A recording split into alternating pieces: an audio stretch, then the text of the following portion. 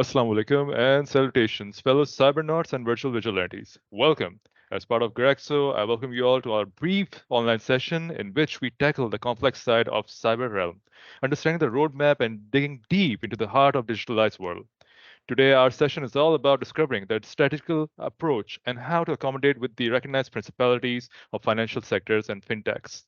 Joining us today in our vast yet brief journey to the world of fintechs and financial industry and whatnot, our distinguished guest, a renowned cybersecurity expert with having to have worked with 15 plus Saudi companies and accommodating them with the consultation over cybersecurity, with a field of wealth knowledge and experience that promises us to enlighten us all. Please help me welcome Mohammad Hammad Ahmed. Thank you, Ahmad, for joining us. Thank you. Thank you, Arsalan, for the awesome introduction. Again, it's an honor to be your guest and to be explaining the complex sides of the SAMA standards. Well, first of all, Ahmad, tell me what is SAMA? What sort of standard are we talking about here? Yeah, so today's session, we will be discussing about what are the requirements of SAMA for the financial industry, and specifically within the financial industry, the startups, the fintechs as we call them, because SAMA has established multiple standards like MVC, CRFR, CSF, for the IT industry as well in order to make sure that the IT governance is properly established. In addition to that, business continuity management, disaster recovery. So they have established different standards. But today, our focus will be on SAMA MVC, minimum verification controls. Right, right. Okay. So, what is the role of SAMA MVC here for any fintech organization? All right. So basically, as we know, that in order to ensure that the whole ecosystem of fintechs is resilient and it's resilient to the cyber threats which are emerging, and as we know that financial industry is the top target for any hacker because they have the money at the end of the day, right? So in that case, what Sama wanted was that the new participants or the new entrants who are coming into the Sama environment or they are providing financial services to Saudi Arabia, they should have a well-established cybersecurity principles. So SAMA MVC minimum verification control is basically focusing on the authentication, the verification of the customers and high-level fraud management controls and other controls which ensure that the financial services are delivered to securely to their customers, etc. So, when we talk about the high level requirements of the SAMA MVC here, what should the fintech know about the high level requirements? What are sort of high level requirements here?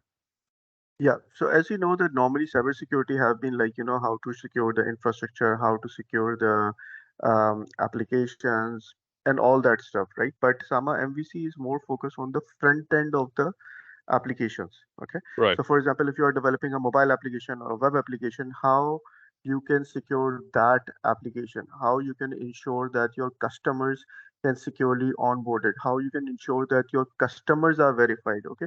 So how their ID or the Akama number can be verified using integration with different government provided APIs, how their mobile numbers can be verified against their information, how the personal information, the personal authentication, as we call it, and SSO, which is single sign-on, using NEFA services, which is a API provided by the government through ILM.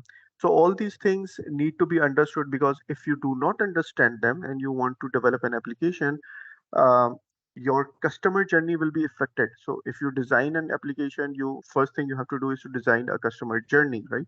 And if the customer journey is being affected, once you start understanding about SAMA MVC, that means a lot of rework is required. So that's why it's very important for fintechs to understand SAMA and make sure that they design the customer journey accordingly. Because at the end of the day, all those APIs have to be integrated, verified, and that takes some time to verify them. And as being our guest responder today and having a renowned experience regarding SAMA and also that working with Saudi companies, what has been your experience regarding the challenges and the anticipated obstacles that we receive as fintech? Let's just say in a scenario that I'm a fintech company and an organization working in the financial industry, what sort of challenges I may face that you would recommend me to know about SAMA at an early stage? Yeah, so basically, we all start with the customer journey, that what customer is going to do. For example, if you are launching a digital wallet, or you are launching a lending application, or you are launching an insurance aggregator, you first need to define how a customer is going to experience and what facilitation the customer is going to get once they comes onto your application, right? So within that, once he or she enters your application, how they will be verified, how their numbers are going to be verified, how you are going to inform them about different activities. Like for example, if a transfer is being done, you have to send them an OTP, or you have to send them an SMS, how you are going to manage all these things. And then normally what happens, that organizations in a rush to create an application quickly, they almost think that, okay, we are going to handle the compliance at a later stage, right? And this is where I have identified that the time to market for the fintechs is vastly impacted if you are not considering the SAMA MVC and the SAMA standards, because at the end of the day, if you have to integrate two or three different APIs, you will need to do a lot of thorough testing. And then also thing that we have to understand is that, suppose I want to verify the phone number of a person, okay, that whether that phone number is against the ID of the person or not, okay. So in that case, you need to identify the things that should be done and the things that should not be done as well, right? So if a mobile application does not verify it against the person ID, you need to give them proper error messages. You need to make sure that the customer journey ends over there. So all those scenarios, if you do not understand them, or if you do not consider them, they're going to add a backlog within your development lifecycle. Okay. So once you understand, okay, what is your scope of your application, what are the applicable compliance requirements, then it becomes a lot easier to launch the application and to make sure that it gets quick approval from SAMA. And for our fellow guest here, who will be the targeted audience in the Saudi Yeah. organization here, so the understanding over the maturity level, is there some sort of a compliance maturity level which they should be aware of regarding the MVC, or MVC is a family friendly, so anyone can follow the whole infrastructure? Yeah, so SAMA MVC is not related to maturity levels. Okay, SAMA CS is basically related to maturity level. SAMA MVC, you're either compliant or either not compliant. So even if you have to submit it to SAMA that what is your compliance level, they're not Right. giving you any option. Either you are compliant or you are not compliant. And in order to get through the sandbox, you have to have compliance for all the compliance requirements within the SAMA MVC. Right, right. And before we continue towards the end of this session here, the we are all aware about the Saudi Ambition Vision 2030. So Yeah. regarding that, what is your future prediction for the Saudi market and the trends that you anticipate? Yeah, so basically the idea is financial inclusion, right? Vision 2030 is all about digitizing the whole infrastructure, the whole financial markets, etc. And the fintechs or the financial applications basically improves that to a very high level. Now, Saudi Arabia has a very young population that is very much digital savvy. They know how to use the mobiles, they know how to use it, and they are very much into utilizing the digital technology to get their things Right, done, right?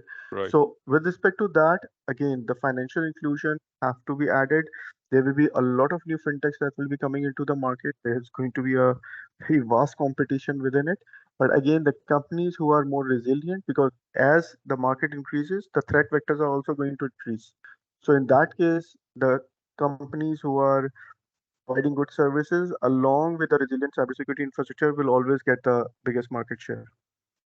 Right, right, Hammad. All right, then. This was a beautiful session conducted between me and Hammad.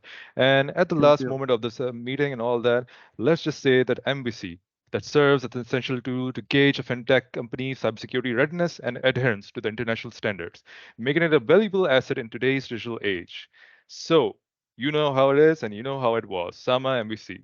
Thank you so much, Hammad, for today's session. And inshallah, we'll be joining Thank soon to you. understand more about SAMA. Thank you so much. Thank you.